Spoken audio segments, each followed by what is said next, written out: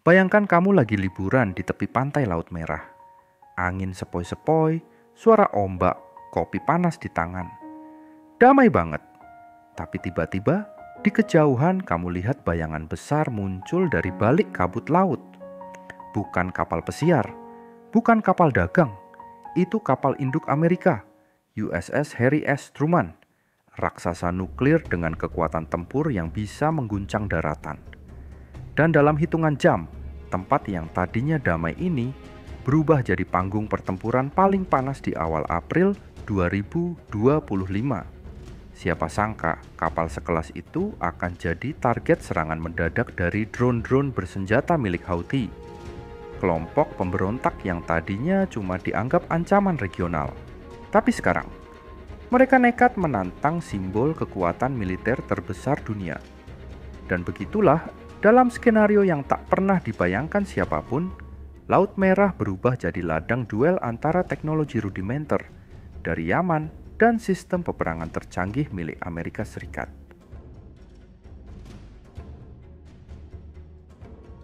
Langit cerah, laut tenang, dan USS Harry S. Truman, raksasa terapung seberat 100.000 ton bertenaga nuklir, melaju anggun di Laut Merah pada tanggal 1 April 2025.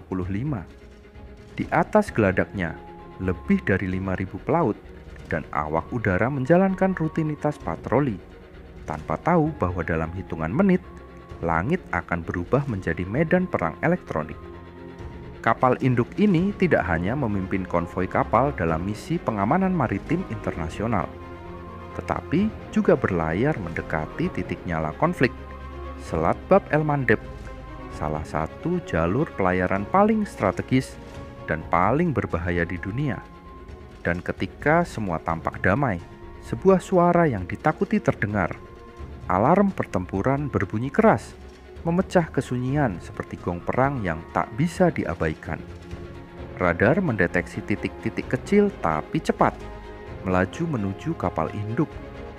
Itu bukan burung camar, itu bukan pesawat sipil, itu adalah drone bersenjata, dilepaskan dari daratan Yaman oleh kelompok pemberontak Houthi, dan mereka datang dengan niat yang jelas, menyerang benteng terapung Amerika. Tentu saja ini bukan kali pertama kelompok Houthi mencoba keberuntungan mereka. Tapi kali ini, mereka membawa sesuatu yang berbeda. Gelombang serangan dilakukan secara beruntun selama 2 hari, pada tanggal 1 dan 2 April, dengan pola dan taktik yang dirancang untuk menguji setiap celah dalam sistem pertahanan Truman.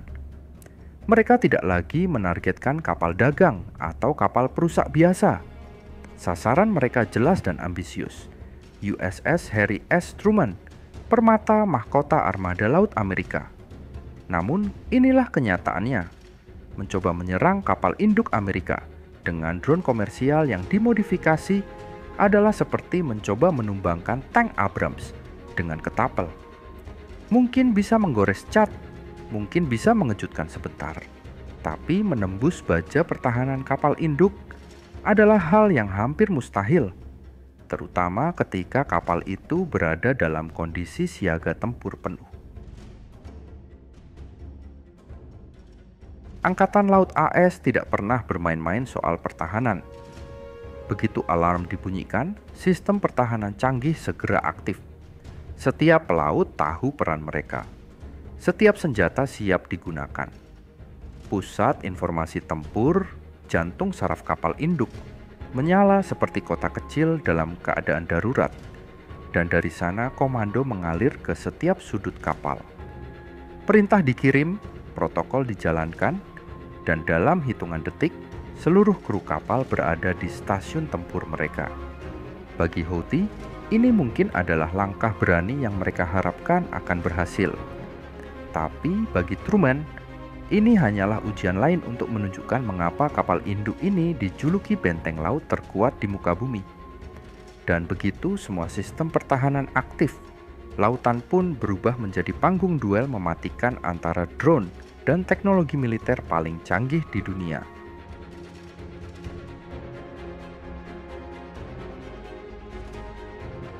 Serangan malam hari pada 1 April adalah permulaan. 2 drone bersenjata yang menurut intelijen adalah varian sama 3 buatan Iran, terdeteksi oleh radar kapal pengawal sebelum sempat mendekati Truman. Drone pertama mengalami gangguan dalam penerbangan. Kemungkinan besar disebabkan oleh sistem peperangan elektronik dari salah satu kapal pengawal yang mampu mengacaukan sinyal kendali musuh. Drone itu jatuh, meledak di laut, gagal mencapai jangkauan senjata. Tapi drone kedua lebih tangguh. Ia melaju langsung ke arah Truman, menargetkan bagian vital kapal. Radar Aegis langsung mengunci target, dan dalam hitungan detik, sistem Close-in Weapon System (CEWS) aktif. CIWS, senapan Gatling otomatis yang dijuluki R2D2 dengan mimpi buruk, mengeluarkan peluru 20 mm sebanyak 75 peluru per detik, menciptakan dinding timah yang menghancurkan drone kedua menjadi pecahan api dan logam. Jatuh ke laut sebelum bisa menyentuh geladak kapal.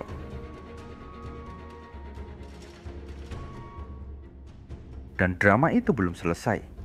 Pagi berikutnya, tanggal 2 April, Houthi mencoba lagi. Kali ini lebih besar, lebih berani, dan lebih terkoordinasi.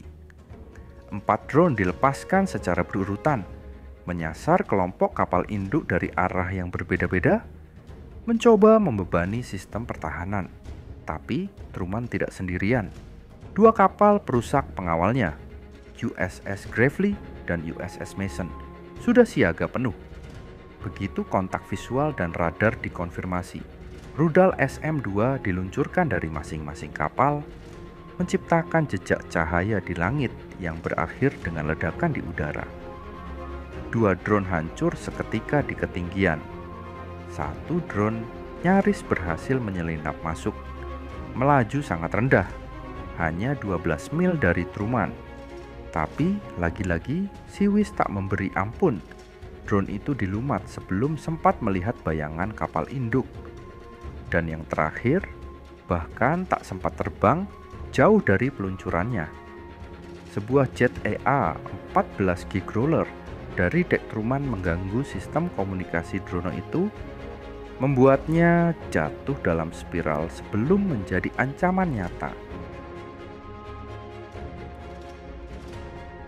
Tidak ada satupun kerusakan, tidak ada korban.